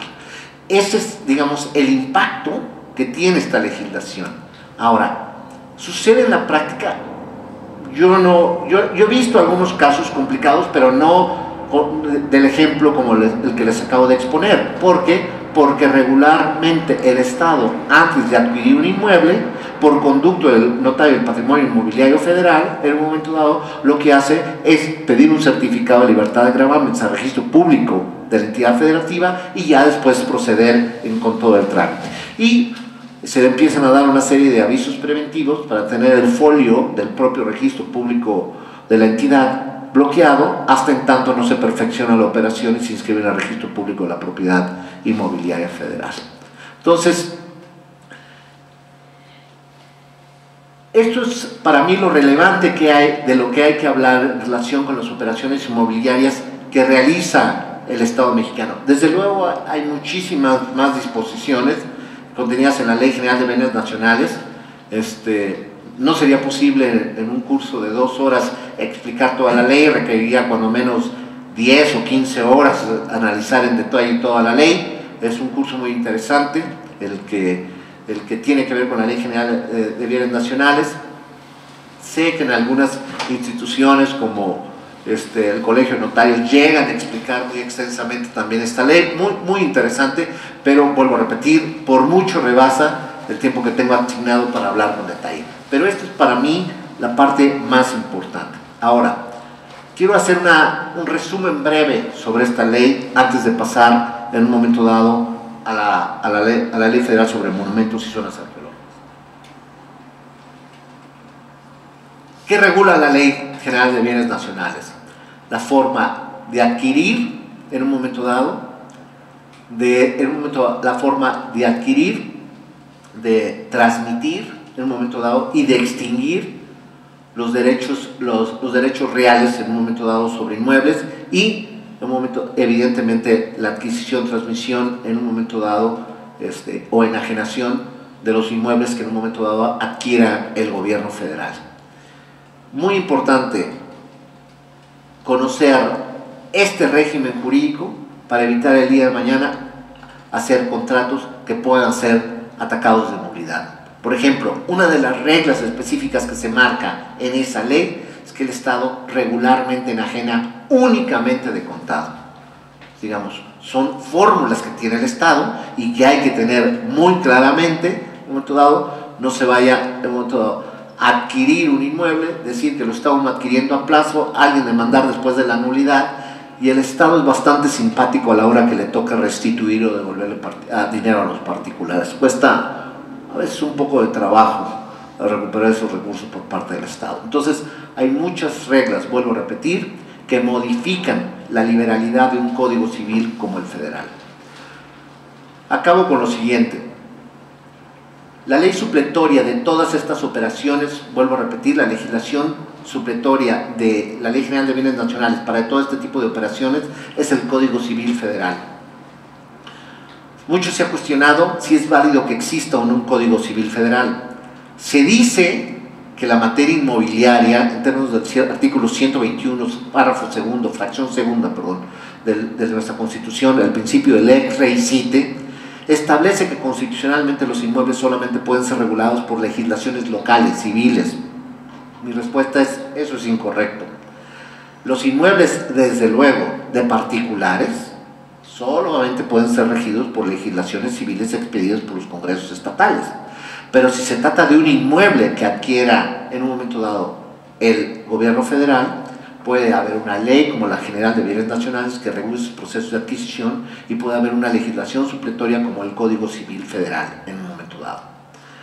Algunos autores sostienen que es inconstitucional el Código Civil Federal, que no hay un fundamento para expedir un Código Civil Federal, que la materia civil es una materia por antonomasia local. Bueno, es un debate que lleva muchos años, y bueno, mi respuesta es que eso tampoco es correcto. ¿Por qué? Porque en la Constitución, no en un artículo principal, pero en un transitorio del año de 1999, se autoriza que el Congreso de la Unión pueda expedir un Código Civil Federal. Así lo llaman, Código Civil Federal. Y se entiende que este Código Civil Federal no solamente va a ser la legislación civil que va a utilizar el Estado en sus operaciones, junto con otras leyes de derecho administrativo, sino también va a constituir la legislación supletoria de una materia que es federal por antonomasia, como es la mercantil, y que cada vez que exista, sobre todo en un código como el nuestro, que el Código de Comercio tiene tantas lagunas, pues requiere un código civil, una legislación de derecho común como es la civil, que en un momento dado establezca el régimen supletorio de los mismos. Entonces, siempre tener presente Ley General de Bienes Nacionales y Código Civil Federal para efecto de las operaciones inmobiliarias, sin descuidar para los procesos respectivos la ley de adquisición, arrendamientos y prestación de servicios de carácter federal. La siguiente ley, y con esto terminaría mi exposición, es la Ley Federal sobre Monumentos y Zonas Arqueológicas, Artísticos, Históricos. Me voy a concentrar exclusivamente en lo inmobiliario, no en lo mobiliario. Bueno, a ver, los inmuebles, ¿en cuáles de estas tres categorías de monumentos arqueológicos, artísticos e históricos caen? Caen en los tres. Por definición, puede haber inmuebles arqueológicos, inmuebles históricos, inmuebles artísticos. ¿De acuerdo? ¿Cuál es la diferencia entre estos bienes? Pues la diferencia es que los inmuebles arqueológicos son inmuebles, como lo dice la ley, que tienen un antecedente prehispánico, es decir, todos aquellos inmuebles que existen en México, que subsisten en México, que son anteriores a la colonia, es decir, al descubrimiento de América, se entienden en un momento dado, se entienden como en un momento dado arqueológicos. Todo lo prehispánico en un momento dado es arqueológico. Y estos inmuebles son inalienables, imprescriptibles en un momento dado e inembargables. Y son de paso no concesionables. ¿De acuerdo?